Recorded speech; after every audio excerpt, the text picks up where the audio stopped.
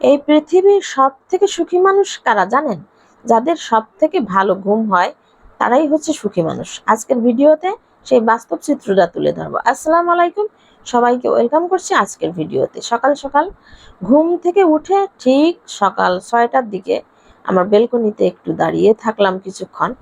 তো দূর থেকে আমি কিছু দৃশ্য দেখলাম, আমার খুবই কষ্ট লাগলো, খারাপ লাগলো যে মানুষের জীবনে কত কষ্ট থাকে শুধু পেটের জন্য। একটু পরিশ্রমের দায়ে তারা সারা রাত জেগে কাজ করে, তারপর একটু শোয়ার জায়গা তাদের হয় না। যে কোনো জায়গায় ইটের উপরে অথবা ফ্লোরে, মাটিতে, যে কোনো জায়গায় তারা এভাবে ঘুমিয়ে পড়ে এবং অক্লান্ত পরিশ্রমের পর তাদের যে কি একটা শান্তির ঘুম হয়, যে ঘুমটা যারা বিছানায় ঘুমায় অনেক টাকা পয়সা, তাদেরকে রাতের বেলায় ওষুধ খেয়ে ঘুম পড়া লাগে এবং ঘুমের ওষুধ না খেলে ঘুমই আসে না। অথচ এদেরকে দেখেন কতটা পরিশ্রম করে ক্লান্তির ঘুম ঘুমাচ্ছে, একটা বালিশ নেই, কাঁথা নেই।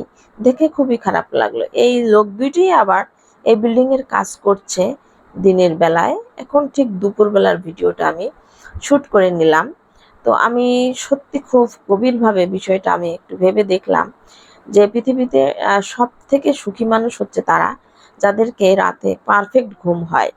যারা সারা দিন রাত 24 ঘন্টা গায়ে খেটে কাজ করে তাদের ঘুমটা না অনায়াসে চলে আসে। তারা দুমুঠো পান্তা ভাত, কাঁচা পেঁয়াজ, মরিচ দিয়ে মেখে খেয়েও সুন্দর ঘুমাতে পারে। আর যারা ছাদতলায় বসেও পোলাও বিরিয়ানি খাওয়ার পরেও তাদের সুন্দর ঘুম হয় না, তারা সুন্দর নরম বিছানায় ঘুমায়, তারপরেও ঘুম হয় না। ঘুমানোর জন্য ঘুমের ঔষধ খেতে হয়।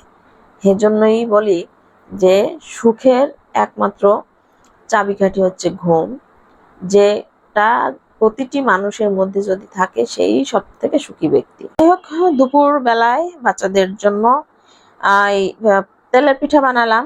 আর একটু ঘন বৃষ্টিতে এই ধরনের পিঠা খেতে খুব ভালো লাগে, বাচ্চারাও পছন্দ করে, আমিও পছন্দ করি। ছোটবেলায় খেয়েছি মায়ের হাতে তেলের পিঠা। ঘন বৃষ্টিতে নতুন ধানের চাল যখন গুঁড়ো করা হতো তখন সেই নতুন ধানের পিঠা তৈরি করা হতো তেলে খেজুরের গুড় দিয়ে। তো খেজুরের গুড় আর এখন কোথায় পাবো, আর যেটাও আছে সেটা মেডিসিন যুক্ত।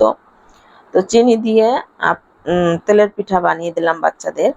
প্রথম পিঠা দুইটা একটু সমস্যা হচ্ছিল, তারপরে দুটো মাশাল্লাহ ফুলেছে এবং পিঠা পারফেক্ট বানাতে পেরেছি, এটাই আমার কাছে অনেক ভালো লাগছে। এবং পিঠা এত সুন্দর হবে এটা আমি ভাবতে পারিনি, কারণ শুকনো শুকনো চালের গুঁড়া দিয়ে আমি এই পিঠা বানিয়েছিলাম। ভেবেছিলাম গুঁড়া যেহেতু শুকনা আসলে ফুলবে কিনা। তো মাশাল্লাহ আলহামদুলিল্লাহ অনেক অনেক সুন্দর হয়েছিল পিঠাগুলা।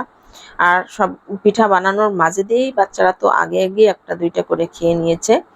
আর ফাইনালি ভাবে সবগুলো পিঠা বানানোর পরে আমি ভিডিও শুট করে নিলাম। তারপর তো রেখে দিলাম, বাচ্চারা ঘুরবে ফিরবে খাবে যে যেমন পারে আর কি। আর অন্যদিকে আমি একটু রান্না শুরু করার আগে, দুপুরে রান্না শুরু করার আগে আমি কিছু কাজ করে নিলাম। বাসার কিছু আর্টিফিশিয়াল লতা পাতা ফুল, এগুলো অনেক ময়লা হয়ে গিয়েছে, সপ্তাহ 15 দিন যায় না আবারও ময়লা হয়ে যায়। যেহেতু রান্নাবান্নার ভিডিও দেই, এ ধরনের ফুল লতা পাতা তো একটু থাকতেই হয়। তবে যেহেতু বৃষ্টি হচ্ছে, তারপরেও বৃষ্টির মধ্যে শুকাবে কিনা জানি না, তারপর আমি ধুয়ে পরিষ্কার করে নিলাম। আজকের ভিডিওটি এ পর্যন্তই। সবাই ভালো থাকবেন, চলে আসবো অন্য কোনো ভিডিও নিয়ে। আল্লাহ হাফেজ, আসসালামু আলাইকুম।